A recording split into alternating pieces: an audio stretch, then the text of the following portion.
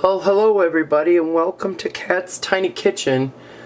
I have to apologize, I don't have much of a voice right now. I came down with some kind of crud and so I'm sounding kind of crappy today. But what we're going to do today, I wanted to make some lasagna and I don't have any cottage cheese and I don't have any ricotta cheese. And I really don't want to run to the grocery store and I don't want to spend $9.95 to have them deliver 1 carton of cottage cheese. So today I'm going to try and make ricotta cheese with you all. So the first thing on the agenda, I'm going to turn my power on, I'm going to turn this on high. And I'm going to add 3 cups of whole milk. You want the full fat. And then I'm going to add 1 cup of half and half. Now I'm going to try half and half. I didn't have any cream either. So we're going to give half and half a try on this. And what we're going to do is we're going to stir this. You want to use a wooden spoon when you're stirring this while it's coming to heat, which is what I'm going to do. And you do it like a figure-8 motion, and you want to bring it to a boil, but you don't want it to burn or scorch. So in addition to that, I'm going to look here for I got a candy thermometer, and you want it to get to like 200 degrees. So I'm going to insert my thermometer here. I want to move this up. I don't want it. This should move. Ouch. There we go. I don't want it in the bottom. I don't want it on the bottom of the bowl. I want it in there enough so that it will actually keep temperature for the milk. And then in addition to the milk, I'm going to add 1/4 teaspoon of salt. And then we're going to bring it to an appropriate boil, a rolling boil, soft boil, not a full boil. And once that gets to that point, I'll bring you back and we'll do the rest of it. So hang on, folks. We'll be right back.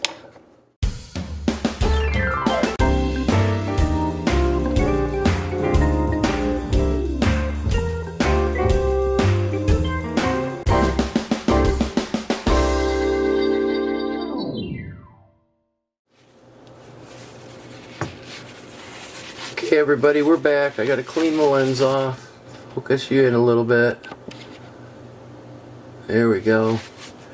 We're at 200 degrees right now, and you need to be between 206 and 210 degrees on the milk, and it's very important that you keep stirring while you're doing this. And again, you're foggy, so we're gonna have fun with this, I can tell.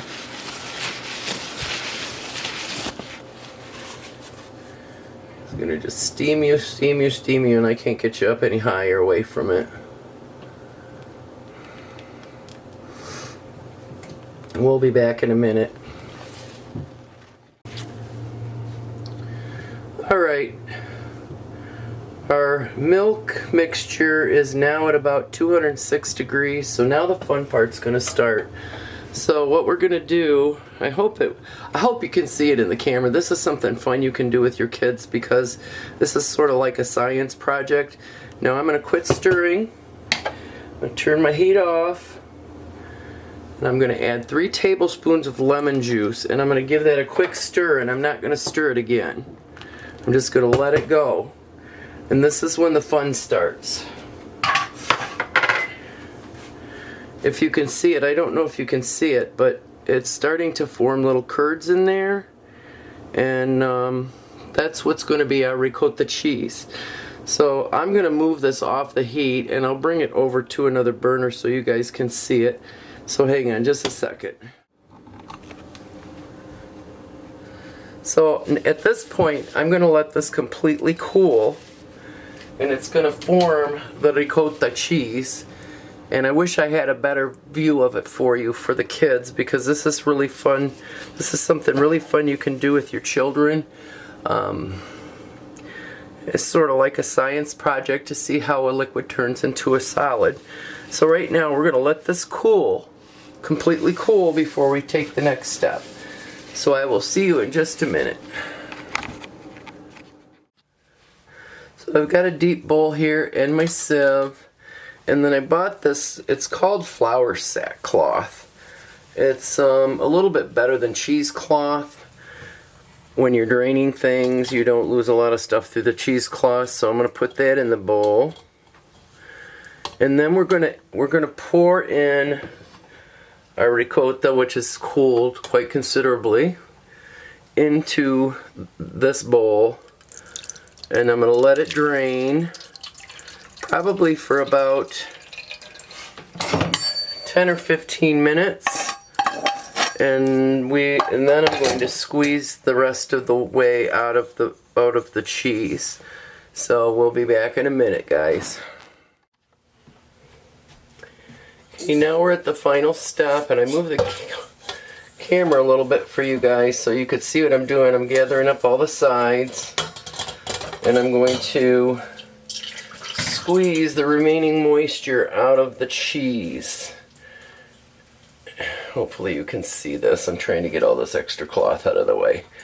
So now, as you can see, there is a lot of moisture in here. So I'm going to keep squeezing it until I can get as much moisture out of it as I possibly can.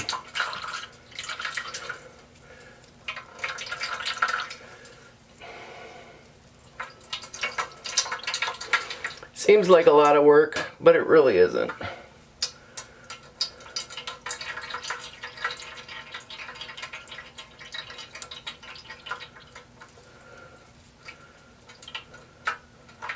Squeeze. I'm going to keep turning my ball here. Squeeze, squeeze, squeeze, and you can hear the water coming out. You can actually see it coming out.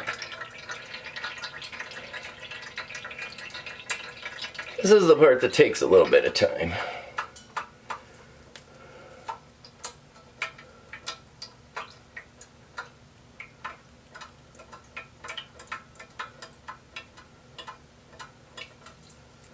And I think I'm good. I'm starting to lose cheese. So there you have it. Now I'm going to put this in a container, and then I'm going to put it in the refrigerator to let it cool. And as you put it in the refrigerator to cool, it will solidify even more. Let me just open up my cheese here. Open it up. Got a nice tidy bowl. Some of it's stuck to the cloth, but that's okay. I'll get that off of there. Just like that. And there you have it. Fresh ricotta cheese made from the home. Thank you all for coming today. I hope this is something that you can use at your house. And we will see you on the next one. Thank you for coming along, and God bless.